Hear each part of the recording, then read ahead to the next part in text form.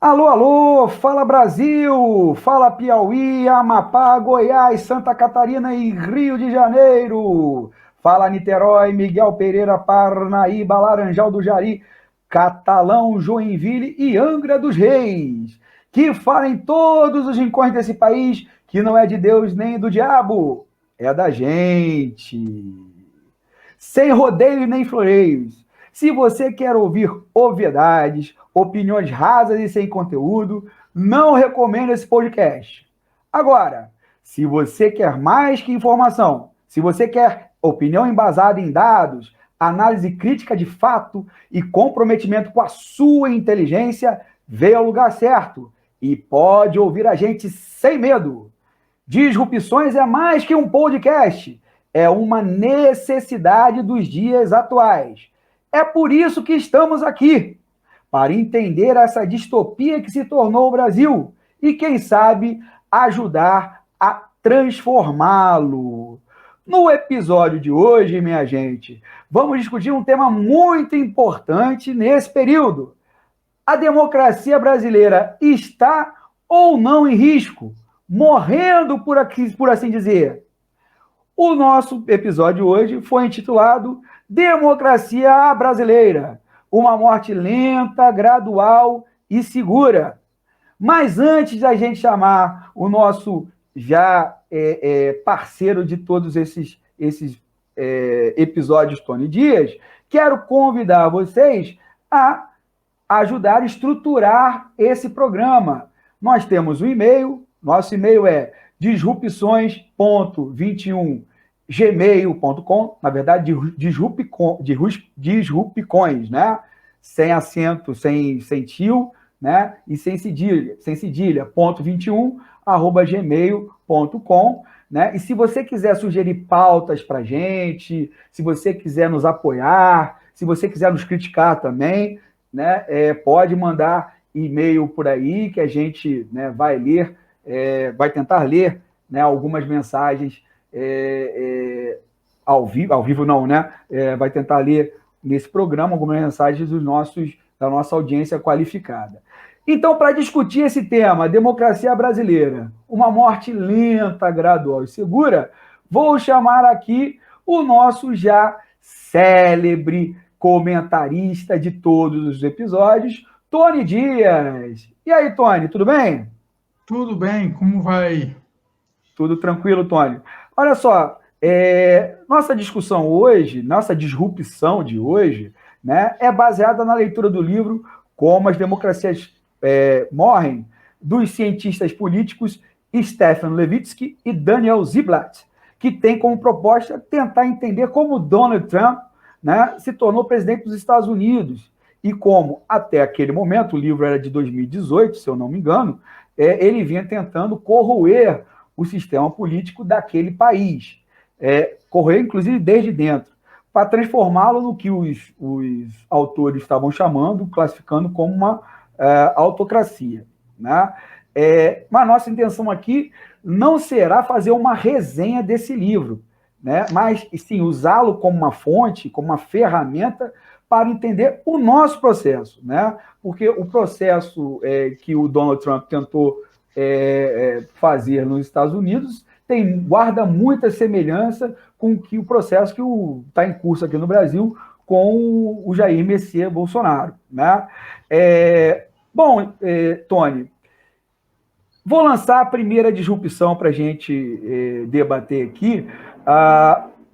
Justamente, como eu estava falando, é impressionante a gente ler o livro e é impressionante ver a semelhança entre os dois processos, dos Estados Unidos e do Brasil.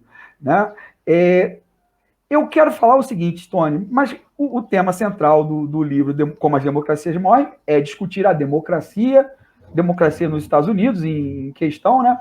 Mas a democracia em geral. Né? A minha pergunta é o seguinte, Tony, será que o povo, as pessoas comuns, aí estão falando o motorista de Uber, o motoboy, a empregada doméstica, conseguem ver esta democracia nossa, né, democracia brasileira, né, que eu estou colocando aqui, conseguem ver essa democracia no país como algo que é preciso que se defender, e eu falo isso, né, porque a gente, para fazer o programa, a gente pesquisa, né, é a nossa função, e em março a gente localizou aqui uma pesquisa, né, que saiu aqui na Gazeta do Povo, mas é realizada por uma outra instituição, que dizia que 80% dos brasileiros confiam na democracia, mas que 65,1% dos brasileiros concordam totalmente ou em parte que o governo possa ignorar leis e o Congresso e outras instituições em um cenário de crise como nós estamos, né, passando agora, né? E assim, e os resultados indicam que 76,8% das pessoas aceitariam relativizar a democracia em alguma medida, caso o cenário de crise se agrave. Tony, o que explica essa aparente contradição na cabeça da população brasileira, hein? Na sua opinião, óbvio. Léo, é muito interessante ver isso tudo. Se a gente for analisar, o brasileiro médio, aquele brasileiro que acorda às 6 horas da manhã dos grandes centros, que pega metrô, que pega um ônibus lotado, que pega um trem, aquele cara aqui no Rio de Janeiro que pega um VLT, essas pessoas elas são genuínas. A grande maioria não consegue discernir, a grande maioria não tem um conhecimento do que está acontecendo. Então, para eles, a democracia só se manifesta de 2 em 2 anos. Naquela época que ele vai lá ter que votar, escolher lá os candidatos, ou então quando ele assiste um horário eleitoral, ou então quando ele recebe o santinho na rua de um amigo, ou de um primo, ou de um parente que está concorrendo. Então, para a grande massa da população, eu estou falando dos grandes centros das cidades pequenas, a grande maioria das pessoas não leem, não tem o hábito da leitura, não tem o hábito de analisar diversas fontes para poder confrontar. Se você for perguntar um dia, ontem mesmo, eu fui conversar com o porteiro lá do prédio, ele falava que o governo é ruim, mas daqui a pouco o governo é bom, daqui a pouco o Lula era ruim, daqui a pouco o Lula era bom. Eles não têm um discernimento muito claro. Eles são aquelas pessoas que estão vivendo o momento. Eles são tendenciados muito pela opinião, ou então pelo que passa nas redes abertas, tipo na Globo, na Record, no SBT. Agora, com o advento aí de uns anos para cá das mídias sociais, eles acreditam muito no que está no Facebook, eles acreditam muito no que está ali no WhatsApp, eles têm fé, porque tem um lance muito interessante na população, vamos dizer assim, mediana brasileira, é que eles acreditam muito naquilo que uma determinada pessoa passa. Então, ele tem o tio dele que é advogado e ele acha que o tio dele é uma pessoa sensata, então tudo que o tio dele passar, ele vai absorver. São pessoas que não tiveram a oportunidade de ter uma boa aula de sociologia, são pessoas que não tiveram a oportunidade de estudar filosofia, mas com bons professores, são pessoas que não tiveram acesso a bons livros, a documentários, não tiveram acesso a teatro, a cinema, não conseguiram expandir a sua mente. Então, o que acontece? Aí vem toda essa estrutura aí de manipulação que rola no mundo afora, aí, depois que a Cambridge Analytica aí começou a trabalhar em cima de algoritmos, de começar a entender quem são essas pessoas, e aí quando ela descobre que há uma faixa ali da população, que na pesquisa deles eles chamam de pessoas idiotas, pessoas normais, pessoas medianas, eles começam a fazer uma manipulação muito grande nessas pessoas. Então, eles começam a introduzir muita pós-verdade e começam a trabalhar em cima dessas pessoas com viés de confirmação. Então, o cara ele vai acreditar naquilo que, se ele vê uma notícia falsa dizendo que o deputado X é pedófilo, ele vai acreditar, porque ele não checa a fonte. Ele não vai olhar se o site ali tá bonitinho, ele não vai olhar ali se quem é o jornalista, ele não vai procurar saber quem é a fonte.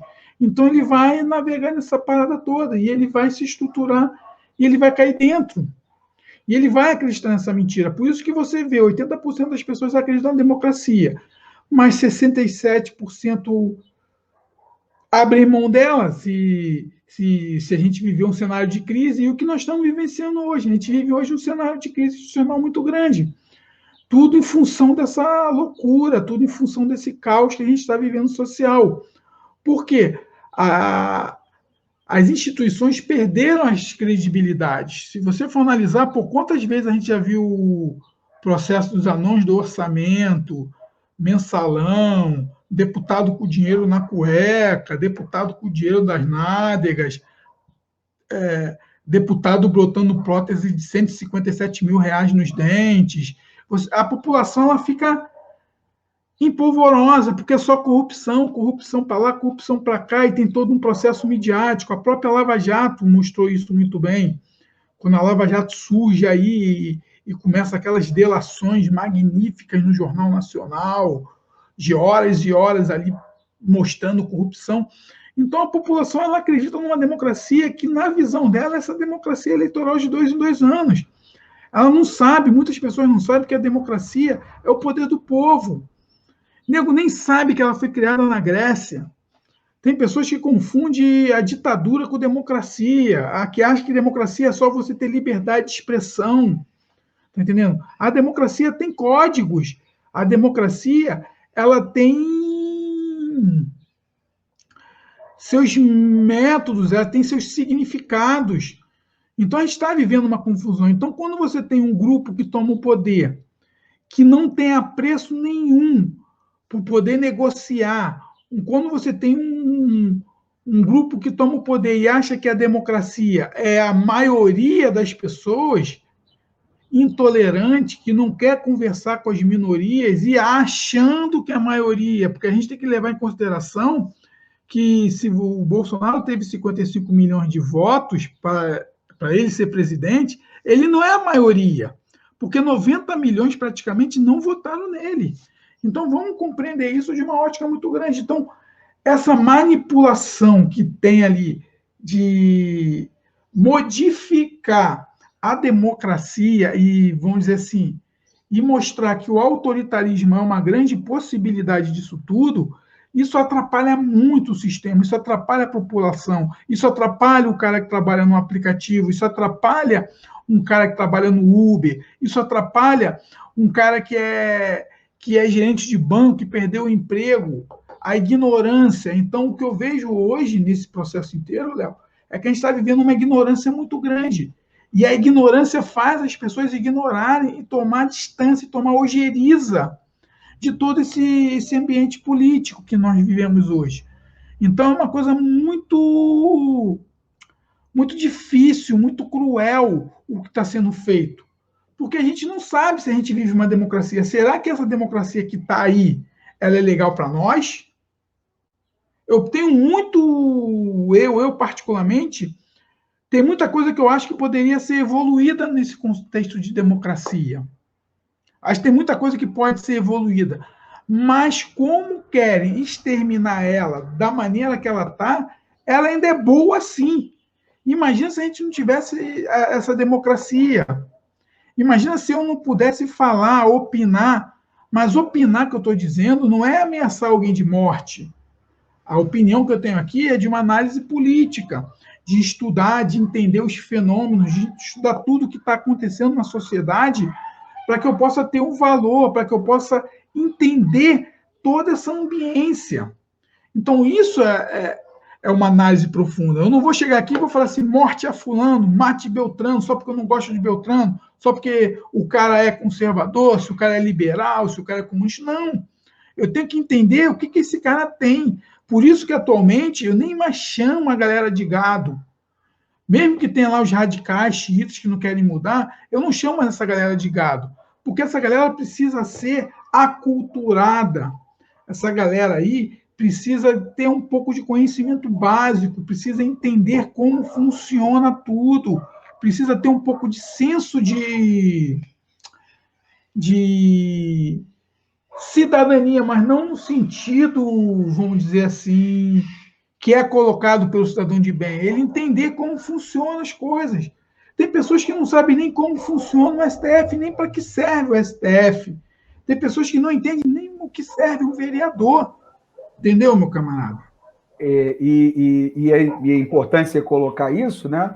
Porque são essas pessoas, né, que estão ditando a pauta política, muitas vezes, no Brasil hoje, né? Mas, Tony, isso aí a gente até vai discutir mais para frente, né? Mas, assim, é interessante a gente voltar aí à questão do livro lá do Como as Democracias Morrem, porque em uma determinada parte do livro, eles colocam, fazem uma tabelinha, né, um quadrinho, né, que para você localizar assim, se alguma liderança política, se algum governante tem alguma tendência, algum comportamento autoritário. Então ele coloca, ó, tem alguns sintomas que indicam aí, né? O primeiro sintoma aí que eles colocam é rejeição das regras democráticas do jogo ou pouco comprometimento com essas regras, né?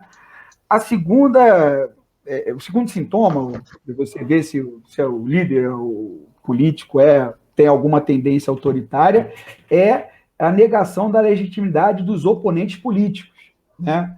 O terceiro sintoma seria tolerância ou encorajamento à violência, né?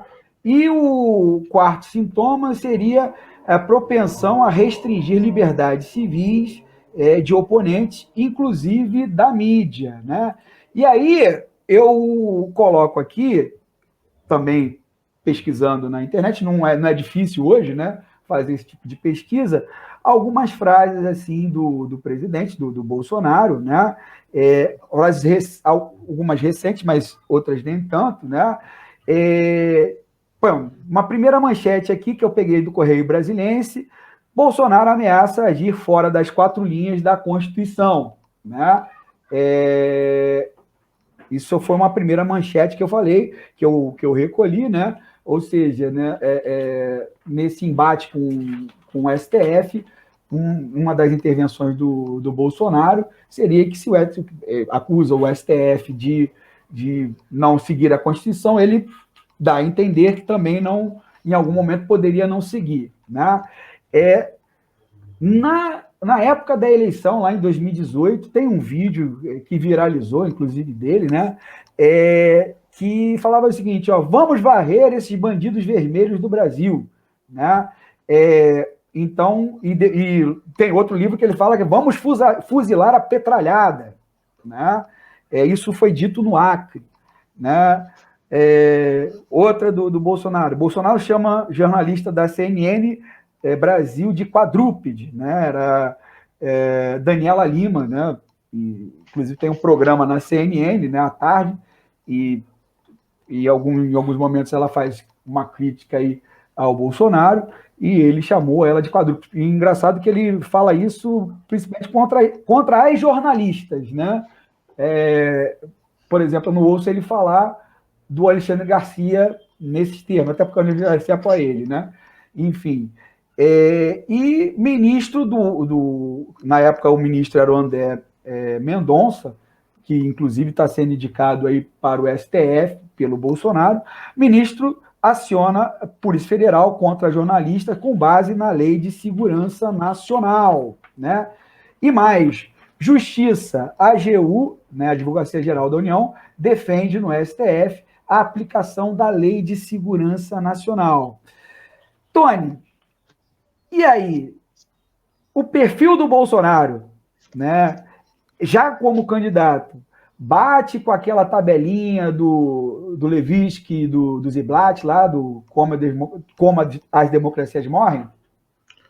Bicho, só bate. Você viu o que ele fez ontem. Esse processo de impeachment que ele colocou do Alexandre de Moraes totalmente inconstitucional. Você vê os embates que ele tem tido aí com o Barroso na questão do voto impresso. Você vê aí o apadrinhamento que ele está fazendo aí nos cargos públicos. Você vê o que está acontecendo aí no Ministério na Secretaria de Cultura, com aquele galanzinho lá da Malhação, lá, o Mário Frias. onde está dificultando o acesso a muitas produtoras no Brasil. Você vê aí o que está acontecendo na Fundação Palmares, você vê o que está acontecendo aí no meio ambiente, o que aconteceu no meio ambiente. Entendeu? Então, existe mais provas, não tem nem mais como a gente ficar falando. O suposto esquema aí de peculato dele, junto com a família toda, aí, mais de 65 milhões de reais desviados. É uma coisa absurda. Então, a gente tem que entender o seguinte, ele joga nesse processo, ele quer que a democracia morra porque ele sempre foi um autocrata.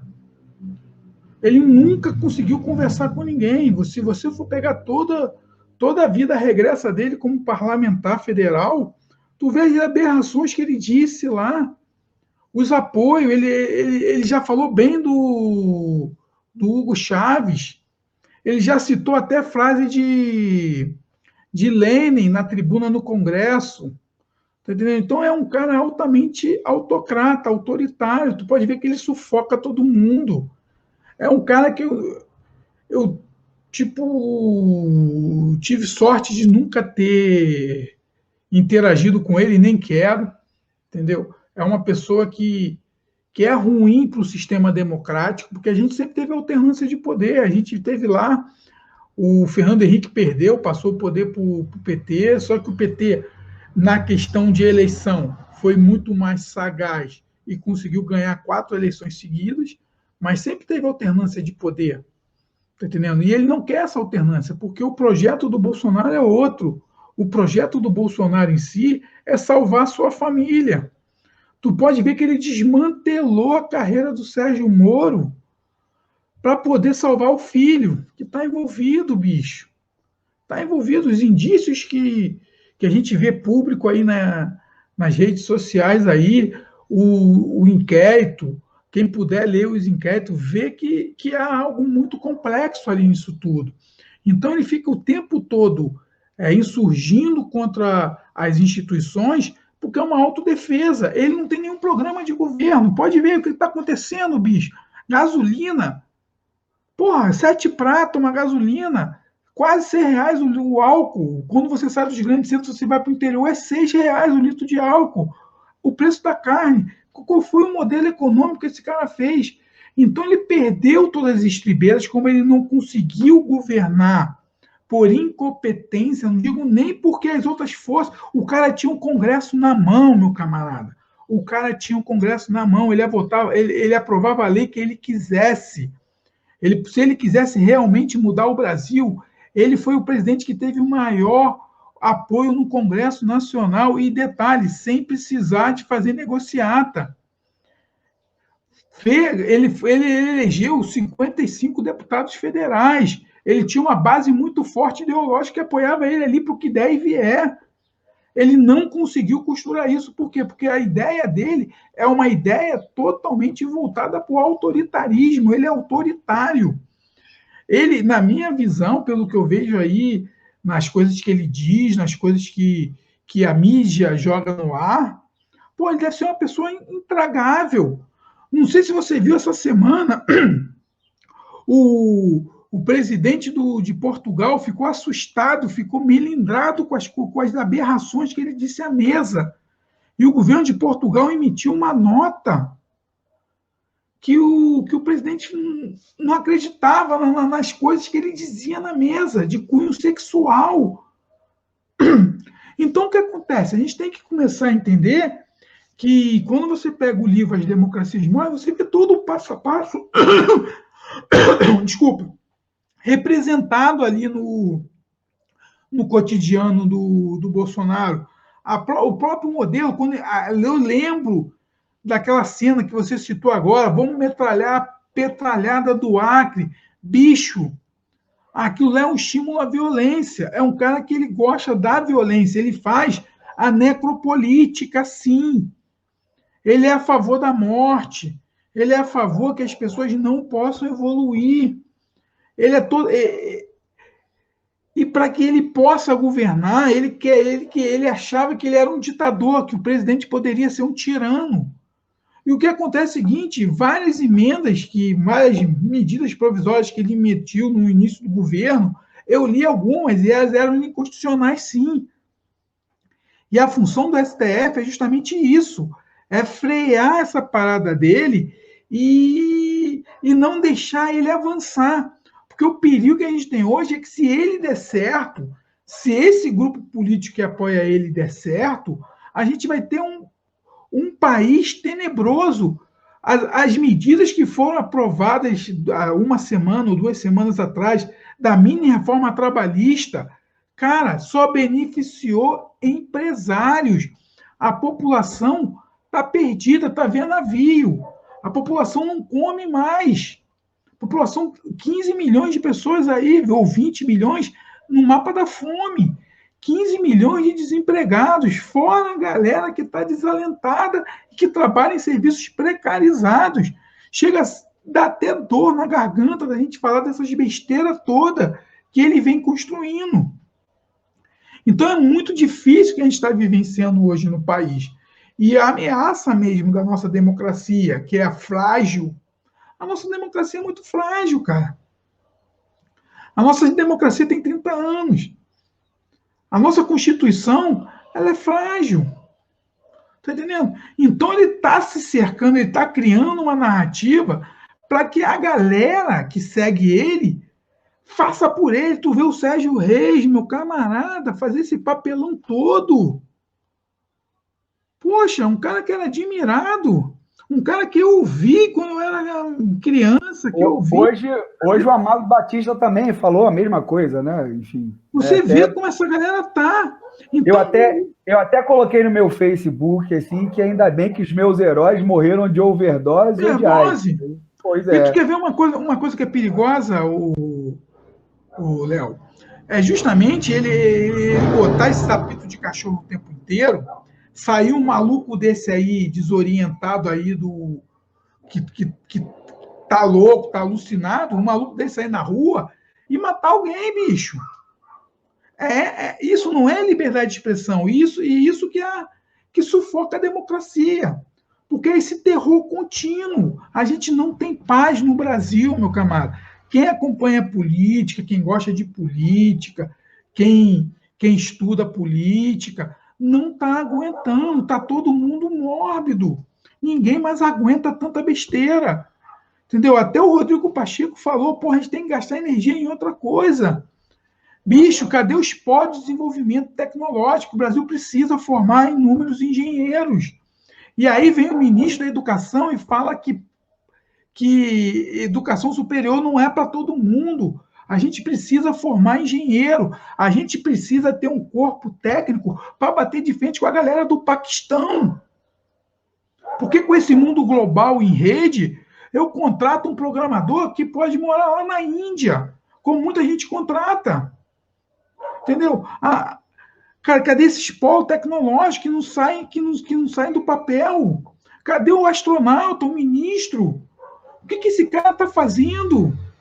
Não tem nenhum projeto. Eu acompanho economia criativa, eu acompanho economia tecnológica, não tem nenhum projeto de desenvolvimento do país. O nosso supercomputador está prestes a parar, porque não tem recurso. Então a gente está vivendo uma loucura, porque aí o que acontece? Como ele é incompetente, o governo é incompetente em todas as áreas, não tem uma área que você chega e fala assim, legal, tá... Não tem. Não tem. As obras que o Tarcísio está fazendo é tudo obra de fotografia. Ele vai inaugurar uma ponte de 20 metros e tira selfie. É isso, é essa grande logística nacional que a gente está fazendo. As estradas todas esburacadas. Tá entendendo? Fora que grande parte dessas obras aí, o Tarcísio, assim, tem até, né, pessoas que trabalham comigo, falam, o único ministro bom do governo, né, o Tarcísio, blá, blá, blá, né? Aí você vai ver que as obras que esse cara aí faz são obras que começaram em governos passados, né? A maioria foram paradas pela Lava Jato, porque uma das consequências da Lava Jato foi desmontar uma parte da economia brasileira, né? Em nome de uma eventual combate à corrupção, né? ele tá fazendo, ele tá concluindo essas obras, aí passa como eficiência, né? Mas, assim, eu acho que é um discurso também que se esvazia à medida que o governo também fracassa, né? Esse governo está fracassado, esse governo já começou fracassado, cara. Às vezes eu fico olhando, às vezes eu vejo alguns amigos que são empresários, eu vejo alguns líderes aí religiosos batendo no peito. Que governo é esse, bicho? Que governo é esse que não faz nada? Um governo que está deixando o nosso país entrar num caos econômico sem precedentes. Três aspectos: dólar alto, taxa de juros crescendo e inflação. Como é aonde que a gente vai parar com isso tudo?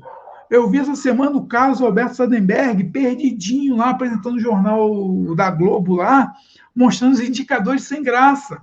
Porque lá em 2015, 2016, ele dizia que o Brasil, com choque liberal, ia voar. Cadê o voo do Brasil? 15 milhões de desempregados. 40 pratos quilo de uma carne. A galera comendo osso.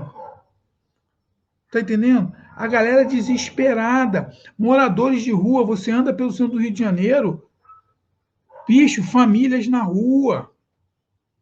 Famílias morando na rua, crianças morando na rua, dá tristeza, dá depressão.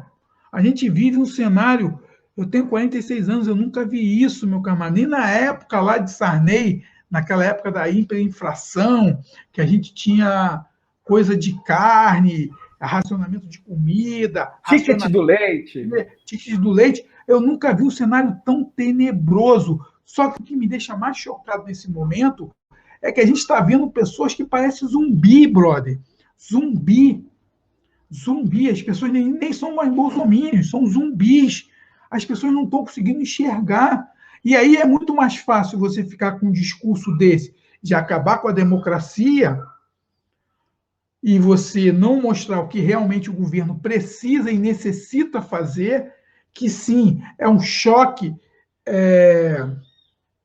de projeto. Eu lembro, porra, bicho, eu lembro quando foi anunciado o PAC, aquela cerimônia toda, o PAC, o Fernando Henrique, até o Michel Temer aí com a ponte para o futuro, todo mundo falando. Não vi nada até hoje do Paulo Guedes, eu não vi um projeto de médio prazo. Eu não vejo nada, só vejo ele falando assim, vamos privatizar, vamos privatizar. Nem a carteira verde e amarelo que ela conseguia implantar, que era o único ponto da pauta econômica dele, né? Então, nem isso ele conseguiu implementar. É um governo. Não, eles implementaram agora. A verde e amarela foi substituída por uma mini reforma agora, que o patrão pode contratar sem direitos trabalhistas. Não, mas não tá com esse nome, né? Não com esse nome. Não com esse nome, mas eles aproveitaram. Então, o que a gente está vivendo hoje, Léo, é algo muito perigoso. É algo perigoso demais que pode ter um reflexo significativo nas próximas gerações. O Brasil perdeu 2 anos de expectativa de vida, meu camarada. Coisa que nunca aconteceu desde quando começou a medir. Nós regredimos 2 anos. Vai botar a culpa na pandemia, vai botar a culpa nos governadores. É muito fácil você culpar o outro, bicho. Não tem projeto. Não tem projeto nenhum. Não tem. O projeto de educação do Brasil é uma reformulação daquele projeto que foi feito pelo Mendonça Filho, quando foi ministro da Educação no governo do Temer. Que ele criou ali um novo segundo grau, um novo ensino médio, foi só uma melhoria daquela. E aí você está vendo aí, querendo vender os ativos aí para poder conseguir dinheiro, para poder implementar uma Bolsa Família robusta, para poder garantir a eleição. E o que me choca é ver uma sociedade, o que me choca é ver Amado Batista, brother. O que me choca é ver vários artistas defendendo isso. O que me choca é ver empresários, tanto um empresário de grande porte quanto um empresáriozinho pequenininho, que está fechando a sua loja. Tu anda no Rio de Janeiro, ali em Copacabana, bicho, o que você vê de loja fechada, e muitas dessas lojas eram de pessoas que eram bolsonaristas, Tá entendendo? Essa galera que agora da Eletrobras aí, que por causa da privatização vai perder o emprego, faziam campanha para o Bolsonaro. É isso que eu não estou conseguindo entender, como essa galera ainda não caiu a ficha de que o país está lascado. O país está lascado demais. E como a gente vai trabalhar isso tudo? Pois é, Tony. Bom, acho assim que você fala o país está lascado, né? E eu entendo da seguinte forma, né? Assim, voltando a essa questão da democracia, né? É um fato, né, que a democracia no Brasil, os períodos democráticos, pelo menos essa democracia liberal, né, formal, né, no Brasil, é mais exceção do que regra, né? Assim, a gente viveu 322 anos como colônia portuguesa, então, obviamente, não tinha democracia, tinha pacto colonial aqui que proibia a impressão de livro, né, circulação de ideias, né? Você teve no período aí a independência, a dita independência, emancipação política para uma corrente historiográfica, né, foi feita entre um conluio, né, da classe senhorial brasileira com, inclusive, membros da antiga família real no Brasil, né, e que manteve o quê? Manteve a escravidão. Então, você não teve democracia, né, num período escravocrata brasileiro. Isso durou, né, o império todo, né? No século XX, aí chega o século XX, você teve a República, né? A República Brasileira. Quando ela veio assim em forma de um golpe militar, né? Um golpe militar que instituiu a República no Brasil, né? Não, obviamente, né, tinha que acabar aquela forma de governo, né, imperial, mas a forma de governo republicana não foi, né, não veio através de uma expressão de uma vontade popular. Não veio. Não veio. E no século XX, nós tivemos duas ditaduras. Duas ditaduras. Duas ditaduras. Você teve de 30 a 45, né, você teve um período em que não teve alternância no poder, você teve um cara só no poder, você teve Getúlio Vargas. Teve períodos que ele governou com uma Constituição mais democrática, que foi lá a Constituição de 34, durou 3 anos isso. Durou 3 anos. Depois, em 37, ele fecha o Congresso e governa 8 anos de forma autocrática, né? Que é o Estado Novo, que é o período mais sombrio da ditadura Vargas ali, né? E eu não sei como é que uma parte da esquerda brasileira ainda endeusa esse cidadão, apesar de no segundo governo ele ter feito algumas medidas que você pode dizer aí estão mais no campo popular, democrático, né? Mas, enfim, e depois você teve 21 anos do regime militar, da ditadura civil-militar no Brasil, que não foram só militares, né? 21 anos que os militares no comando do governo e deixaram esse país um caos, com 232% de inflação. As pessoas se esquecem disso, né? As pessoas se esquecem disso. O Brasil dos militares, no final do período militar, tinha 233% de inflação. Depois até piorou, né? Porque aí veio a hiperinflação. Mas a herança, o legado dos militares do campo econômico foi esse, inflação e dívida externa. Foi esse o legado aí que a tal da nova república pegou dos militares, né? Enfim, e eu li assim em muitos analistas na época da eleição do Bolsonaro que a eleição do Bolsonaro justamente significava o fim desse ciclo que começou com o final do regime militar, que era a chamada Nova República, passou por algumas fases. Você teve lá o governo Sarney, o governo Collor, o Itamar, e aí você teve aquele período de alternância entre PT e PSDB. A eleição do Bolsonaro, né, acabou com esse ciclo e para muitos a Nova República acabou ali, né? Acabou ali. Se está correto ou não está correto essa visão, não vou aqui julgar, mas muitos analistas colocam isso como uma clivagem, né? E que o que nós vemos a partir daí, Tony, meu caro e dileto companheiro de disrupção aqui, né? É que a partir disso, 2018, você vê a marcha do autoritarismo ganhando as ruas, ganhando as instituições brasileiras, né? Tony, então essa história parece se repetir agora? Estamos indo realmente, inevitavelmente, para um estado autoritário? Nós já estamos no estado autoritário. Seja ele com Bolsonaro ou não? Nós já estamos. Vamos perceber, quando você lê o livro, vou tirar aqui o retorno aqui, quando você lê o livro lá da Como as Democracias Morrem, você vê que a gente já está num estado completamente... Volta aí, Léo, que eu fico sozinho, fico coisa, volta aí. Você vê que a gente... Voltei. Agora é a hora da gente trocar a bola aqui. Beleza. Eu até tirei o retorno.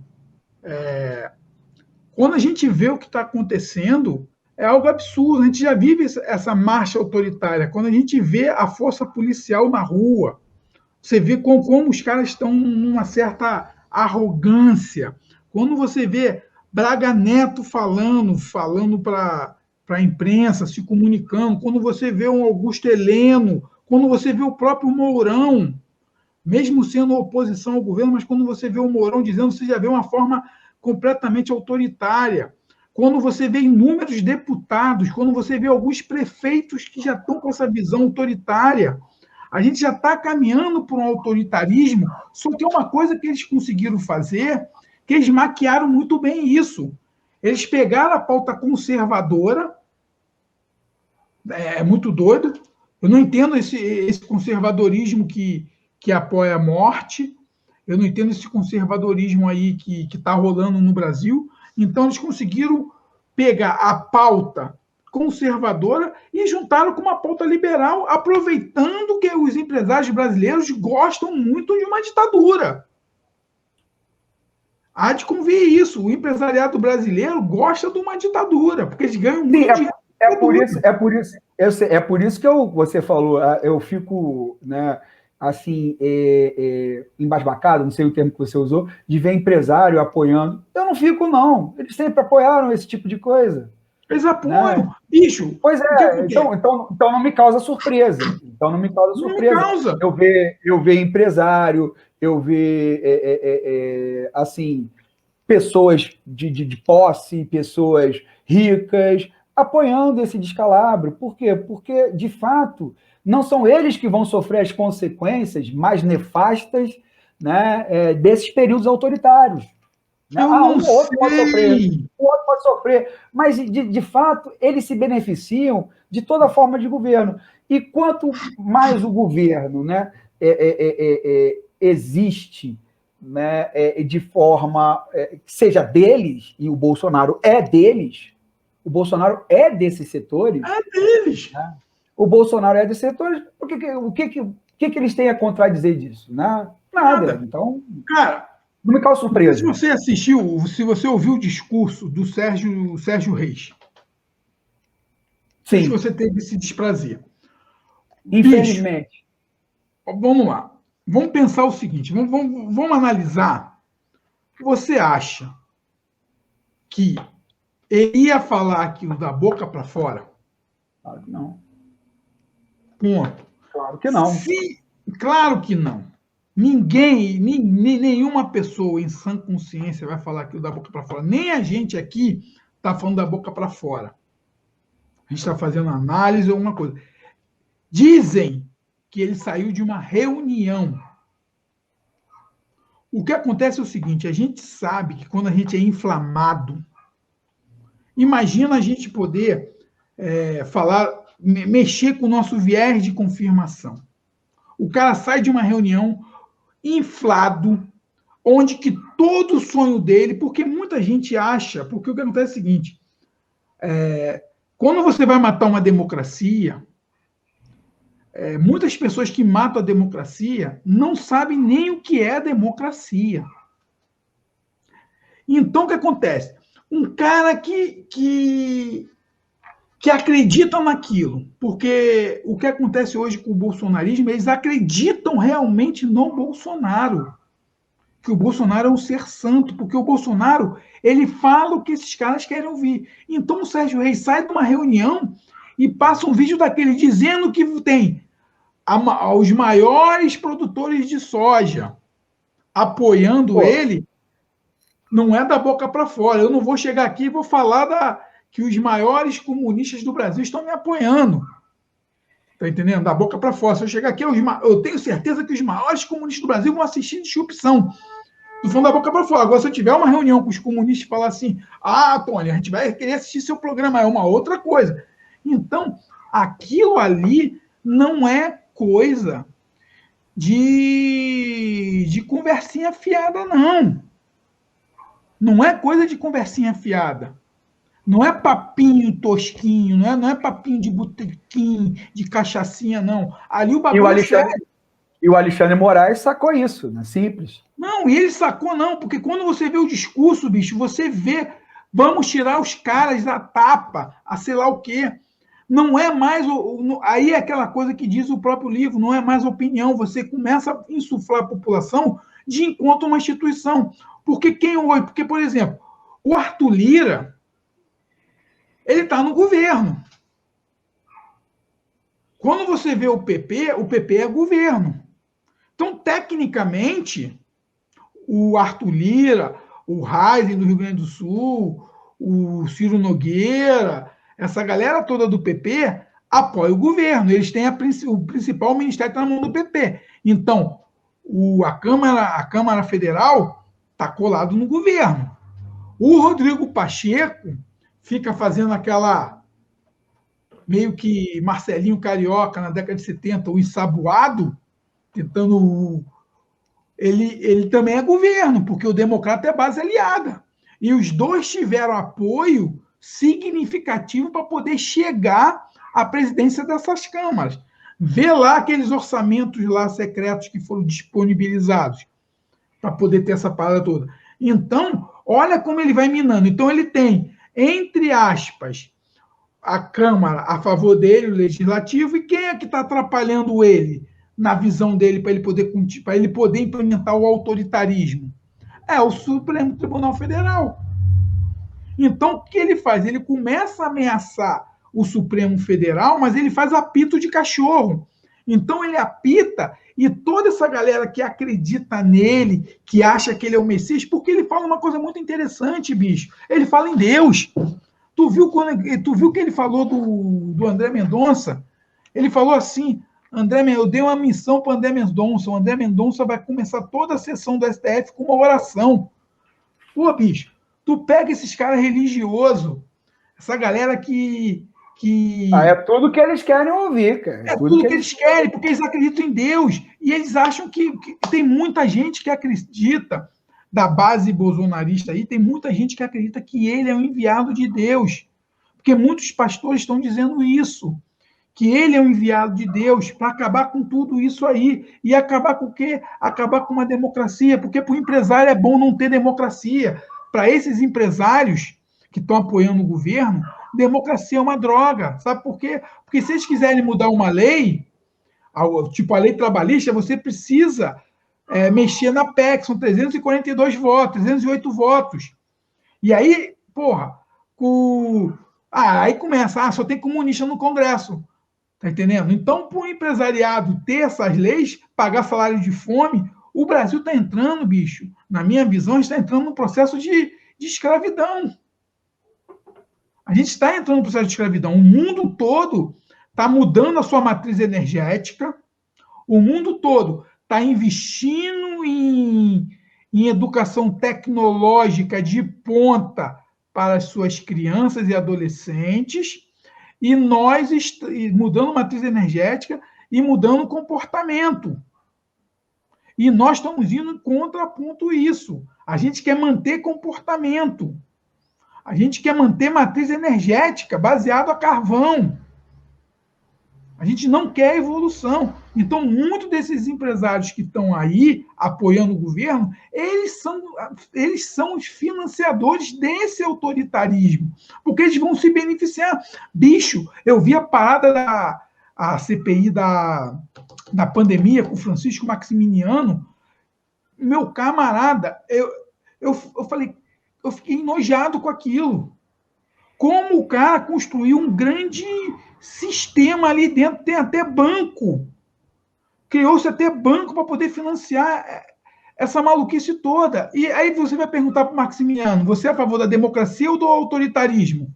Autoritarismo. Pois Por é. quê? Porque ele foi levado pelo filho do presidente numa reunião lá no BNDES para conseguir uma linha de crédito para poder instalar a internet em todos os rincões do Brasil.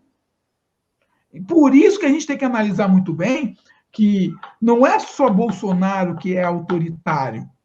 Aquele rapaz da Havan lá também é autoritário. Os empresários brasileiros, eles são autoritários. É a nossa classe dirigente, a nossa classe dominante. A nossa classe dirigente. Ela é autoritária. É a tal da elite do atraso lá do GCE, né? GCE de Souza. Então, quando a gente vai falar em autoritarismo, a gente tem que entender o seguinte: é um conglomerado. E como você fez muito bem a sua análise, o Brasil teve muito pouco tempo com a democracia. Porque a democracia ela é chata. A democracia que nós temos hoje, ela é chata, ela é demorada. Ela foi construída para que autoritários não possam invadi-la. Quer ver uma coisa? Tem um conceito de organização chamado holocracia. Holocracia e alguns chamam de sociocracia. É um modelo de gestão de empresa, essa parada toda. E eu participei de um modelo desse. No dia que surgiu um abusador no processo, o processo acabou. Porque quando você constrói uma democracia, você não constrói para autoritários. Você constrói para pessoas normais, para as pessoas poderem ter os seus pactos efetivados e para que você possa trabalhar em torno para alguma coisa evolutiva. Então, você faz concessões, você negocia, você faz todo um consenso. A democracia não é criada para autoritários. Então, o que o autoritário faz? Ele precisa matar a democracia. É o que aconteceu na Hungria. O único sucesso do mundo que aconteceu por enquanto foi na Hungria, que o cara conseguiu mudar. Tu vê o que o Chaves fez aqui na Venezuela. Ele matou uma democracia. Tá compreendendo? Ele matou uma democracia. É isso que a gente tem que entender. Por que você não consegue ter um... Por que o Trump não conseguiu matar a fraca a democracia americana? Porque ela tem mais de 200 anos. Tem várias alternâncias de poder. Ele quase sufocou a democracia americana, o Donald Trump. Só que o Brasil não tem essa longevidade. Tá entendendo? Eu vejo pessoas jovens de 20 anos querendo golpe militar. E eles estão achando que se eles derem golpe militar vai ser tudo legal. Eles não sabem o que é uma ditadura. Tá entendendo? Essa galera mais nova não sabe como funciona uma ditadura, quando você tem processo de exceção, quando você tem caça aos seus direitos sociais, quando você tem caça à sua liberdade de expressão realmente, quando você vira um perseguido, porque agora estão dizendo assim, nós estamos sendo perseguidos. Bicho, perseguido querendo assassinar um membro do Supremo Tribunal Federal. Isso é liberdade de expressão. Você chamou o cara do Supremo de filha da puta, desculpe o termo, mas como ele chamou filha da puta, tá compreendendo? Então a gente perdeu totalmente o decoro. É isso que a galera não está entendendo. Por isso, quando a gente brinca pobre de direita, é justamente isso. É difícil ser de direita, quando ser de direita é a mesma coisa que você apoiar quem vai te sufocar. Está compreendendo? A galera não conseguiu entender isso, porque eu falo sempre. Você pode ser conservador, bicho? Você pode ser conservador. Tanto que há conservador de direita quanto há conservador de esquerda. A dizer isso, pode ter conservador de esquerda. Eu conheço uma porção de gente aí, político, pensador, que é conservador de esquerda. Que eu não consigo trocar ideia. E olha que eu tenho um pensamento progressista pra cacete. Tem pessoas que eu não consigo trocar ideia. São pessoas de esquerda. Admiro, me influenciou muito, mas eu não consigo trocar ideia. Porque parou no tempo, é um conservador de esquerda. Porque o conservadorismo não é essa paranoia de gay, filho, filha, não. O conservador é aquele cara que ele quer conservar uma certa doutrina, uma certa teoria, certos valores. Então, essa mistura toda de misturar conservadorismo com comportamental é o que está fazendo esse caos no Brasil. E é onde a nossa democracia está morrendo. Quando você vê esses ídolos de líderes religiosos influenciando, como a gente estava, aquele pastor Cláudio Duarte, falando para os evangélicos que têm que ir dia 7 para manifestar. Bicho, um pastor desse que está apoiando um golpe de Estado, o que esse cara está querendo me dizer? De forma Agora, subliminar.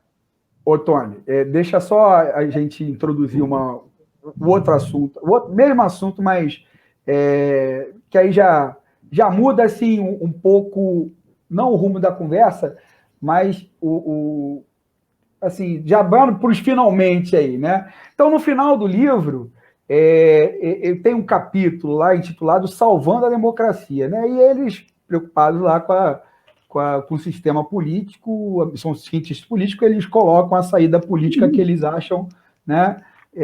Que tem que ser, que não necessariamente eu concordo. Aliás, o livro ele é uma boa leitura, mas eu tenho várias ressalvas a ele, do ponto de vista metodológico, do ponto de vista de outros pontos de vista aí, mas vamos nos ater assim, na proposta deles, que é justamente, né, entender esse avanço, né, da extrema-direita e dessas teses autoritárias aí, autocratas, dentro do modelo de democracia liberal que para o mundo, né? E que agora me parece que está patinando, né?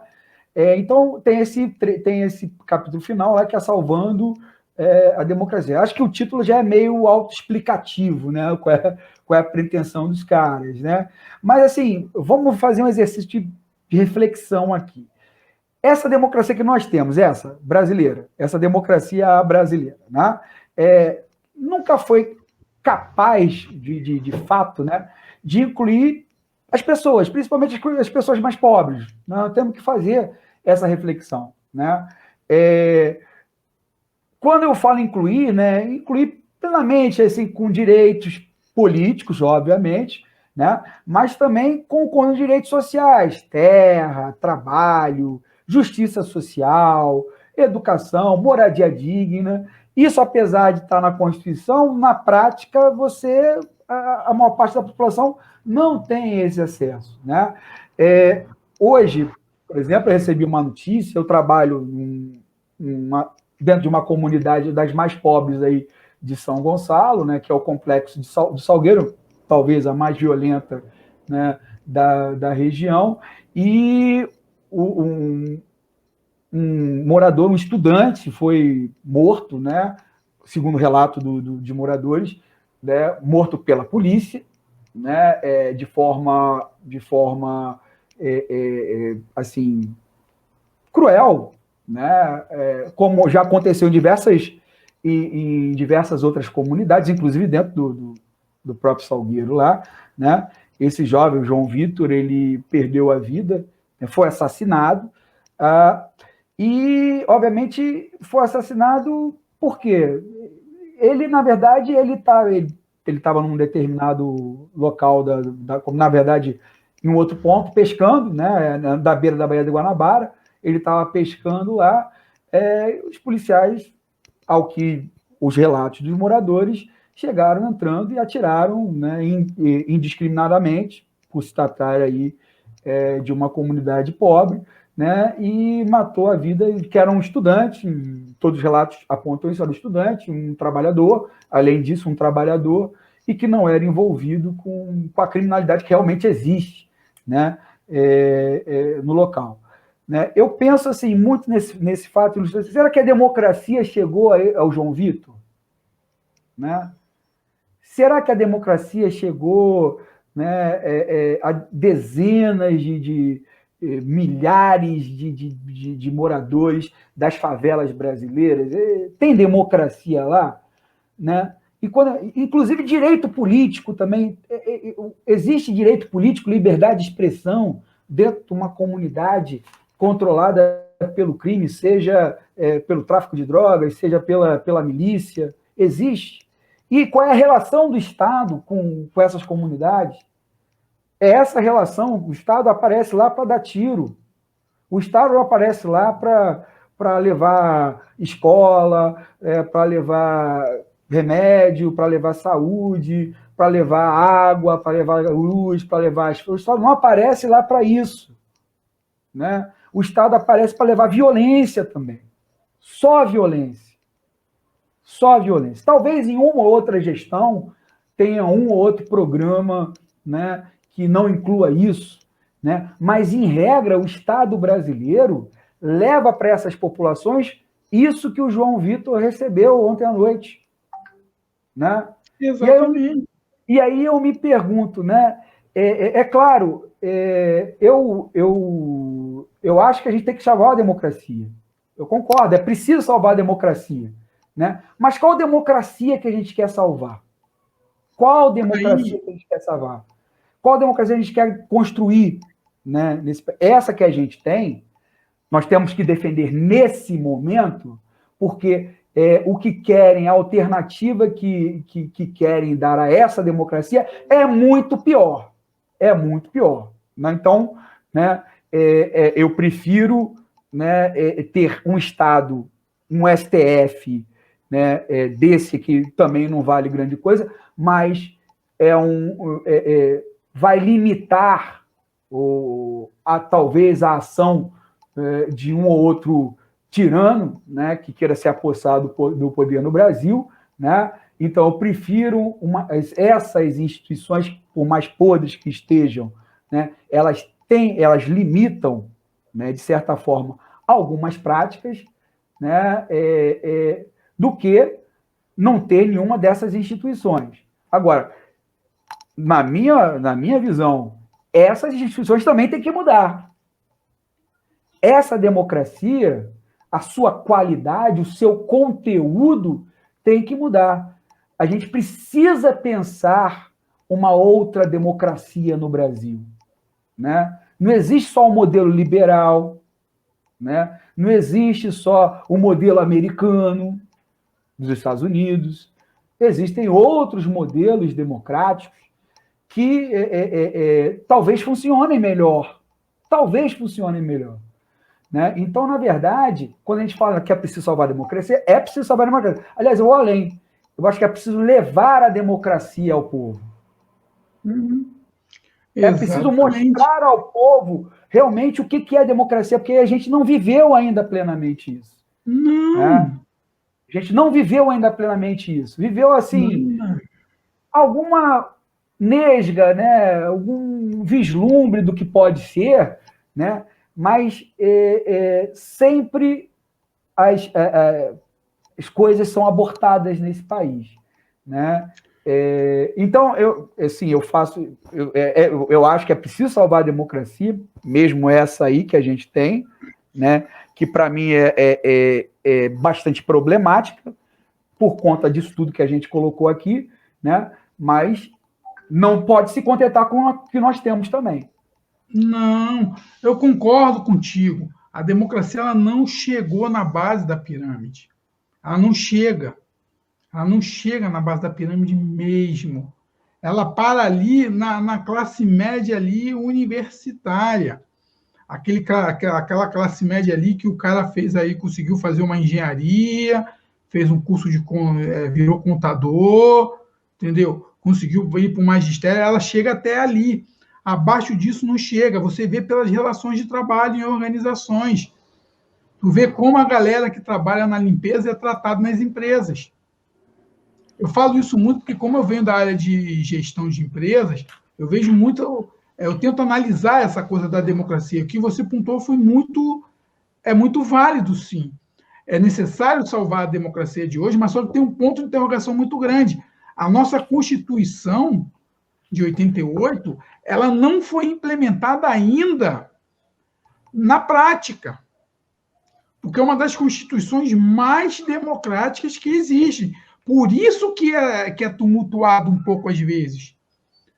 A democracia, se ela não tivesse, vamos dizer assim, algumas manipulações dela, porque, por exemplo, vamos para o Congresso Nacional lá para ver os senadores. A grande maioria dos senadores é herança de familiares. Então, vamos botar ali, eu não sei o cálculo, mas muitos senadores ali são filhos de filhos de filhos de filhos de alguém que foi senador há um tempo atrás. Deputados federais. Quantos deputados federais ali que o pai é senador e o cara é deputado federal? O próprio presidente. O presidente, um filho senador, um deputado estadual, um vereador e talvez esse outro aí, um novinho, talvez vai pegar um carguinho político daqui a pouco. Então, o que acontece? A democracia no Brasil ela ficou muito mais partidária. Ela ficou ligada não digo nem partidária, ela ficou mais numa questão de mandato. Então, a grande maioria das pessoas, é aquilo que a gente falou lá no início de tudo, é que um cara que trabalha motorista de ônibus, eles não conseguem compreender isso muito bem. Por isso que muitos são simpatizantes da ditadura. Porque o motorista do ônibus, ele é escorraçado pelo dono da empresa. Vai o trocador de ônibus lá, deixar 15 reais faltando, é descontado na veia.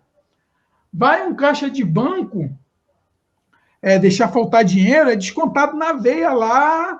Se descontou R$1.000, vai descontar os R$1.000 de salário. Então, a grande massa da população da base da pirâmide, eu concordo contigo, ela não vive democracia, ela vive autoritarismo mesmo. As empregadas domésticas, relatos das empregadas domésticas sendo humilhadas pelas patroas, de não poderem usar o mesmo banheiro. Tem empregado doméstica... E talvez por isso não defendam. Ninguém vai. Porque não defendem, não conseguem entender. A democracia não chega nessa base. Você fez uma análise muito interessante disso. A democracia não chega. Deixa eu dar uma ilustração. Tem nada a ver com o que a gente está. Mas ontem eu consegui chegar um pouquinho mais cedo em casa, né? Quase nunca chego, questão do trabalho. E consegui ver na Netflix, né, o documentário do Pelé, um novo documentário, né? Assim, gosto de futebol e tudo mais, o Pelé é uma referência como jogador, não como cidadão, o Edson não, mas o Pelé, né? Uhum.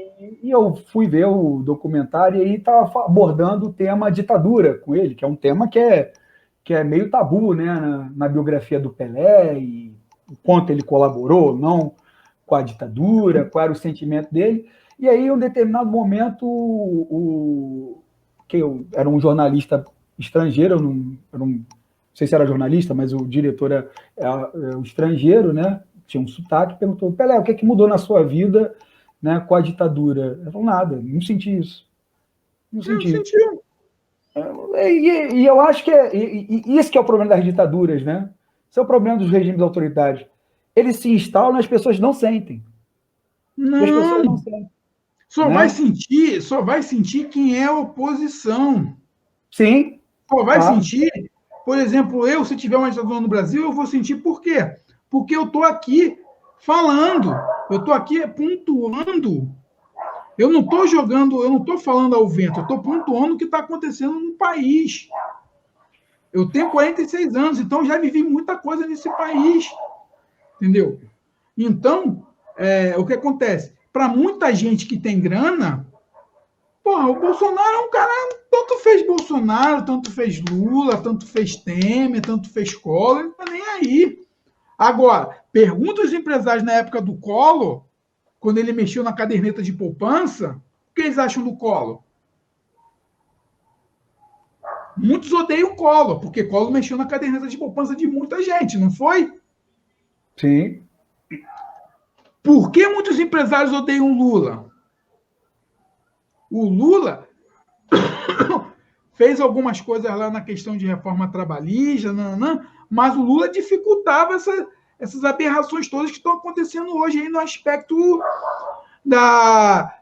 de reforma trabalhista.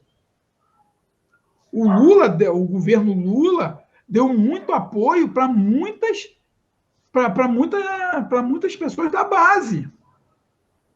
Era um governo de conciliação, então ele tinha que... Um conceito de conciliação. Por isso ele tinha que acender a vela para um e para outro. Eu entendo. Né? Tipo assim, eu não estou defendendo o Lula. Eu estou falando, tipo assim, na época do Lula, sim, o empresariado odiava o Lula. Por quê? Porque o custo do pessoal era muito alto. Tá entendendo? Porque os caras não conseguiam entender que quanto mais o pobre, quanto mais a classe média baixa consumir, mais as empresas vão ganhar dinheiro produtivo. O problema todo é que os caras querem ganhar dinheiro não de forma produtiva, mas de forma especulativa. Por isso que o mercado financeiro odiava tanto o Lula. Bicho, tu imagina o lobby. Se eu não me engano, acho que era 4,20 o dólar, quando o Bolsonaro assumiu. Era mais ou menos isso. Imagina o cara que sabia que o dólar ia chegar a quase 6 prata. Quanto esse cara ganhou de dinheiro? O mercado financeiro. Pergunta para os caras da Faria Lima lá, que ganham lá no day trade todo dia lá, se eles estão curtindo esse governo. Pergunta a galera que opera em criptomoeda aí, que tinha moeda aí, que comprou o Bitcoin aí a 7, 8 reais há uns 5 anos atrás, com esse dólar alto aí, estão faturando 200 mil reais por mês. Pergunta se essa galera quer que o Bolsonaro saia. Claro que não, porque é o governo que privilegia o capital improdutivo. Por isso que o Brasil está nesse caos todo. Está entendendo?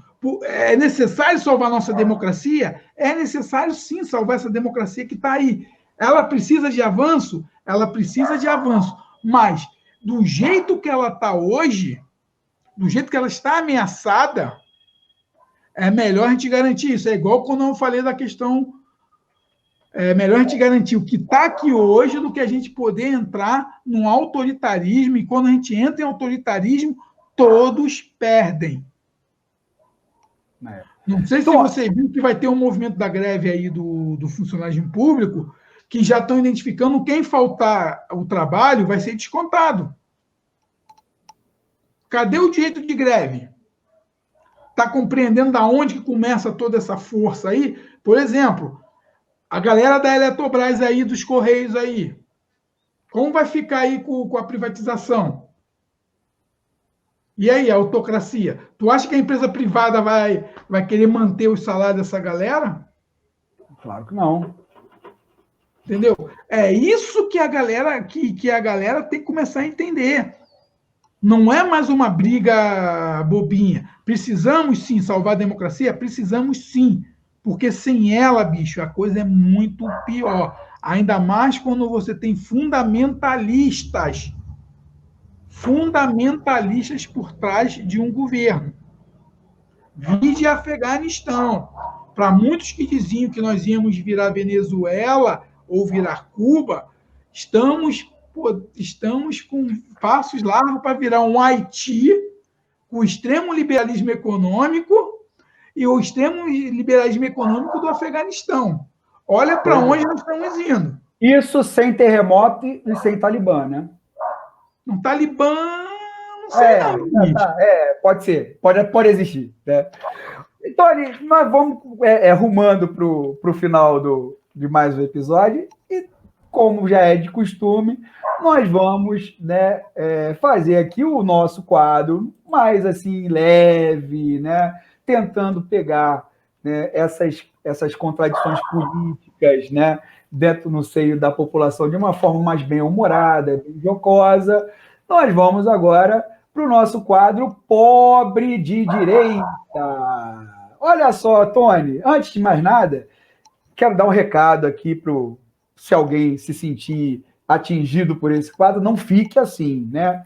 Porque a gente entende o seguinte: você que foi manipulado, enganado pelas milícias digitais, você que votou de forma genuína, mais ingênua, né? Nesse governo aí nefasto, você que está arrependido da escolha que fez, você não precisa se envergonhar não, porque errar é humano, meu amigo.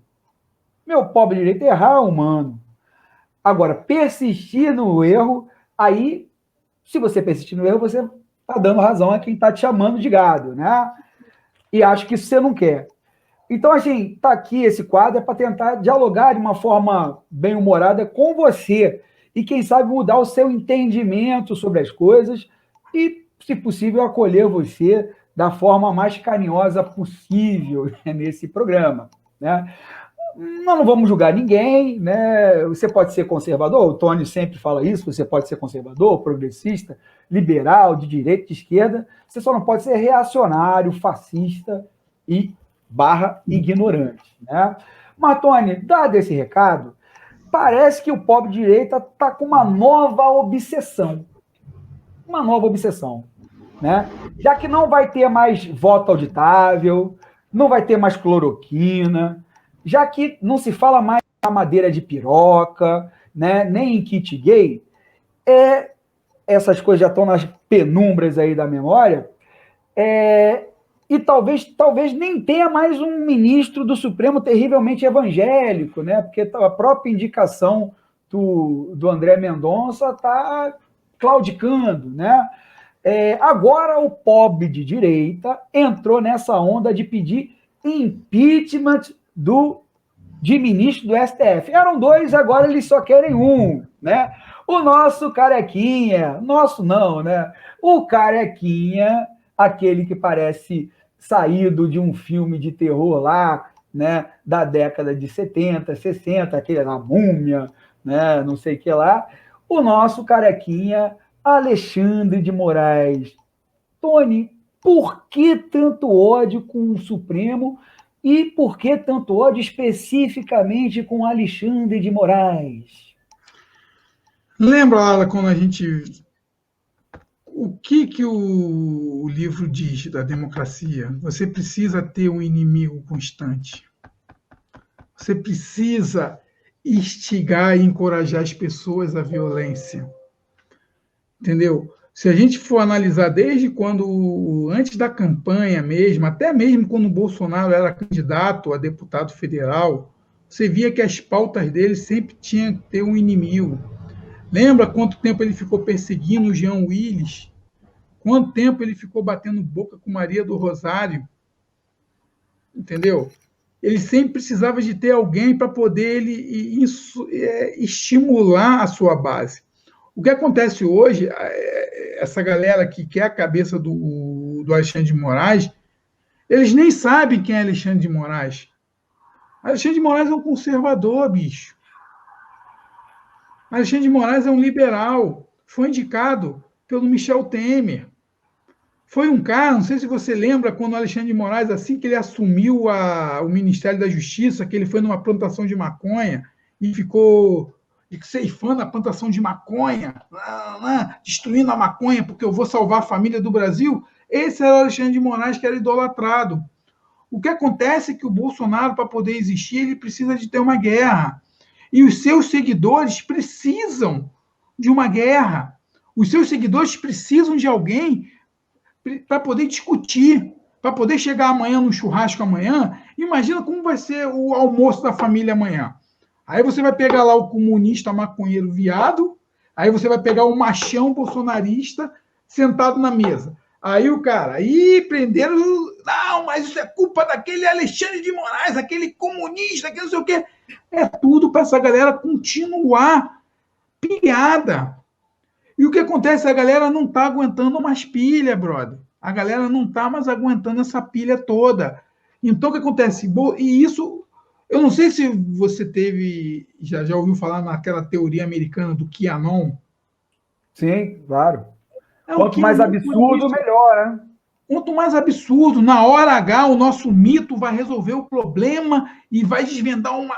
Então, o que acontece com o Alexandre de Moraes é a mesma coisa.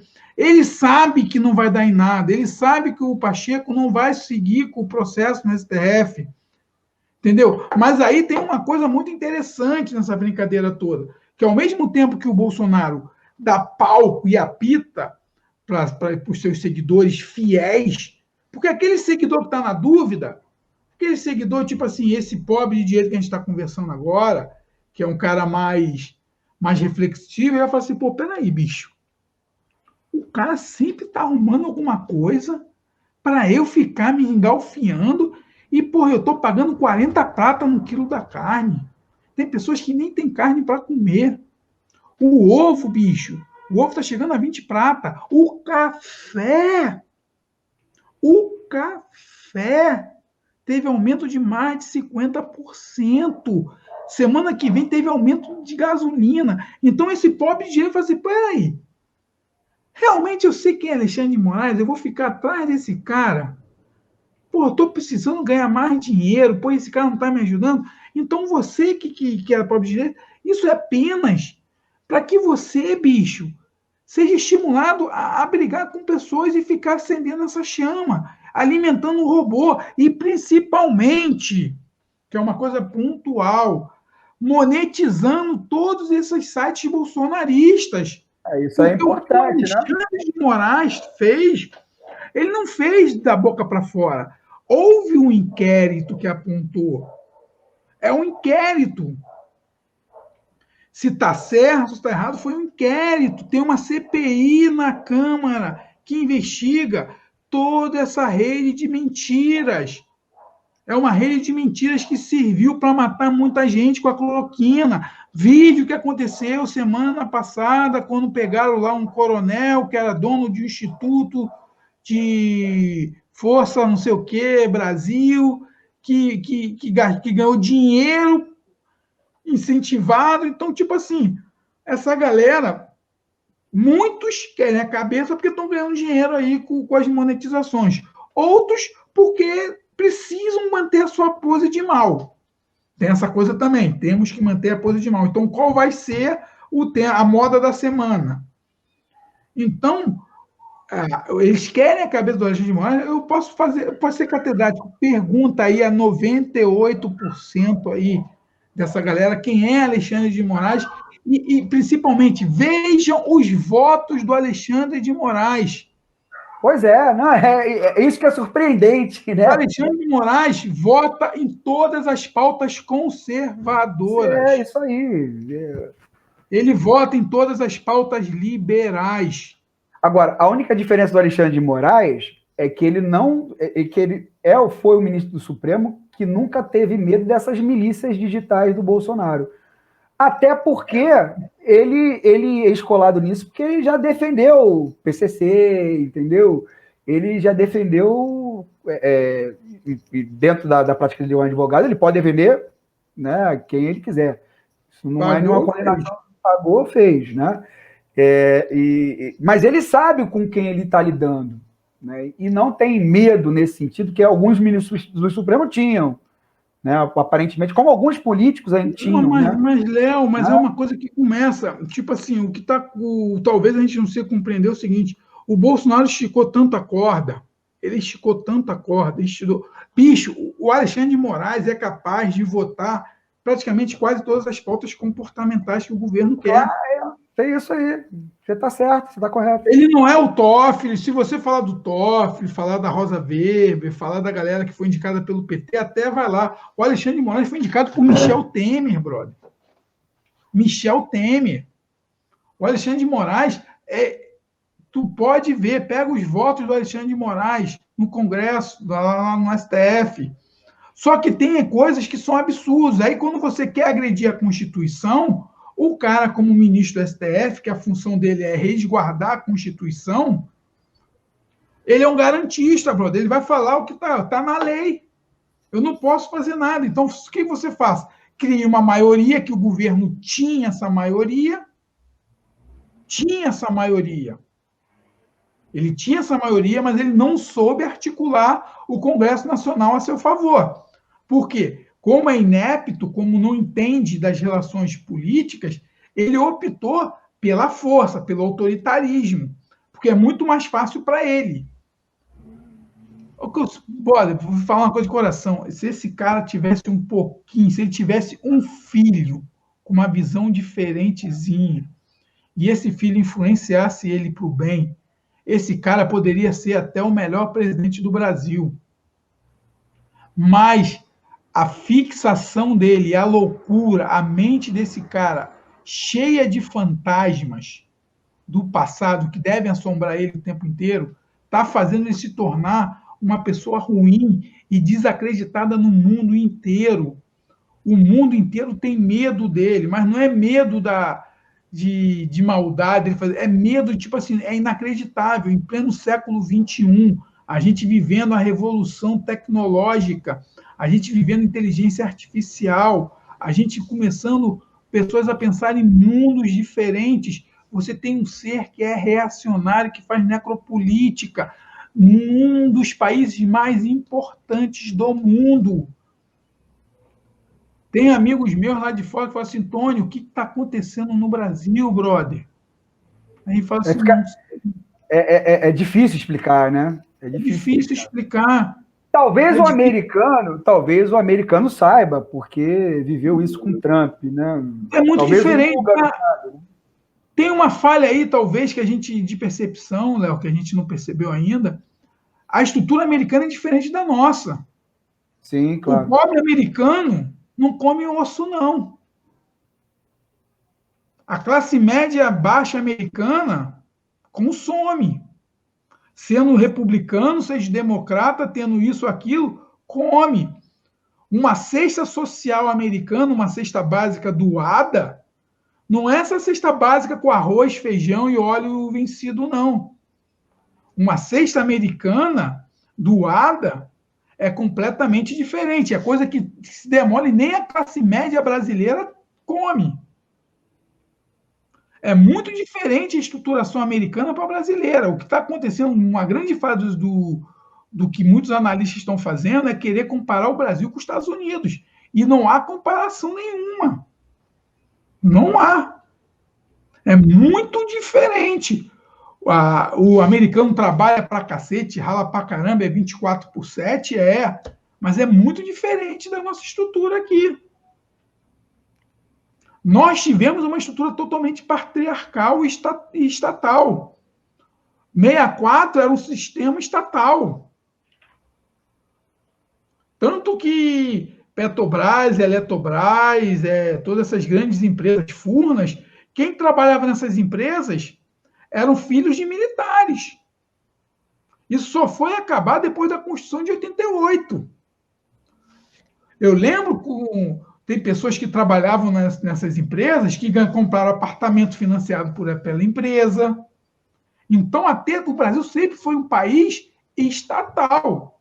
Poderia ser capitalista, mas era um capitalismo de Estado. Vê se a iniciativa privada quis meter a mão para fazer Furnas. Vê se a iniciativa privada quis fazer Petrobras. Vê se a iniciativa privada quer abrir estrada. Não, ela só quer pegar o filezinho mignon. Não tem eu imagino o que vai acontecer ali em Botafogo, onde que é a sede de Furnas. Eu passo ali, eu fico imaginando como aquilo vai se tornar um condomínio de classe A. Que a estrutura que aquilo tem lá, bicho, ali a estrutura ali na Real Grandeza, em Botafogo, de Furnas, tu imagina como o mercado imobiliário está doido por aquilo. L ponto, teatro, o cabeamento, tudo já feito, tudo em fibra ótica, tudo do bom e do melhor, estacionamento para não sei quantas vagas. É isso que a gente está fazendo, a gente está dando nossos ativos. É isso que a galera que não consegue compreender. Então, esses absurdos de cloroquina, voto impresso, e agora essa coisa de pegar o careca de pau, bicho, eu te mandei um zap ontem daquele meme lá dos 300, troço ridículo aquilo, mas é o que a gente está vivenciando hoje, cara. Pois é. Essa galera só terminando aqui rapidinho, essa galera vai sofrer muito, bicho. Essa galera que está apoiando e está arrependida vai sofrer muito, porque a consequência vai ser na gente, vai ser na base da pirâmide, não vai ser no topo, não. Porque o topo pega um passaportezinho desse aí, vai morar em Miami. Tony, nós estamos aqui rumando para o fim do programa, né? Lembrando aqui aos nossos ouvintes ou a quem está vendo a gente no YouTube, que agora nós temos o nosso Instagram, logo teremos o nosso Facebook também, né? Mas por hoje temos o Instagram e o nosso e-mail para quem quiser se comunicar com a gente, mandar mensagem, sugerir pautas, sugerir entrevistados, né? Quiser participar do programa também, por que não? Olha, eu quero participar do Disrupções? Pode, vamos ver. Né? Faremos uma entrevista prévia com o candidato e, se nos agradar, ele virá aqui ao programa, por que não? Né? Se quiser nos apoiar também, nos apoiar assim, divulgando o nosso podcast, né? Se gostou, divulgue para os seus amigos, para as suas redes, e a gente está tentando fazer esse trabalho assim da forma mais honesta, mais digna, sem subestimar a sua inteligência, né? Nem a sua capacidade de discernir o que é fato, o que é fake, né? Ou mentira, como gosta de frisar o Tony, né? O que é ficção, do que é realidade, e o que é opinião, porque aqui nós somos opinativos, né? Obviamente, mas nós também somos opinativos dentro de um critério. Nós não trabalhamos com mentiras, né? Nós damos opiniões dentro de um método, né, baseado aí na realidade. Né? E aí, obviamente, você pode concordar ou não com a nossa opinião, né? Mas toda opinião que a gente emite, né, com base na realidade. Né? Então, eu acho que isso que é importante. E se você quiser ajudar a construir esse programa, a construir esse podcast, está aí nas nossas redes sociais. Quem está assistindo no YouTube, né, vai ver aí, está passando nas legendas. E nosso Instagram é Disrupcoins, né, sem ser cedilha e sem o tio, né, Disrupcoins.podcast, e o nosso Instagram com D minúsculo, né? E nosso Instagram, e nosso e-mail é Disrupcoins também, né? Sem o cedilha e sem o tio, .21, @gmail.com, né? Então, repetindo, Instagram, Disrupcoins, sem cedilha e sem tio, .podcast, e-mail, Disrupcoins, né? Sem cedilha e sem tio, .21, @gmail.com. Então, meus amigos, minhas amigas, nossa audiência qualificada, a gente vai se despedir agora de vocês, né? Acho que cumprimos aqui nossa missão de estar discutindo um pouquinho do que é essa democracia brasileira e os riscos que ela está seguindo, ela está, né, correndo nesse período, e, obviamente, você vai ficar com a sua reflexão também, né? E o mais importante é que você transforme a sua reflexão em ação, né? Você não deixe esse país retroagir, esse país retroceder, né? Esse é o mais importante aí. Vamos pensar no Brasil para frente, não no Brasil retrógrado, reacionário, né? Que, na verdade, essas forças políticas querem construir. Ok? Então, pessoal, até mais. Até o nosso próximo episódio, hein? Tchau, tchau!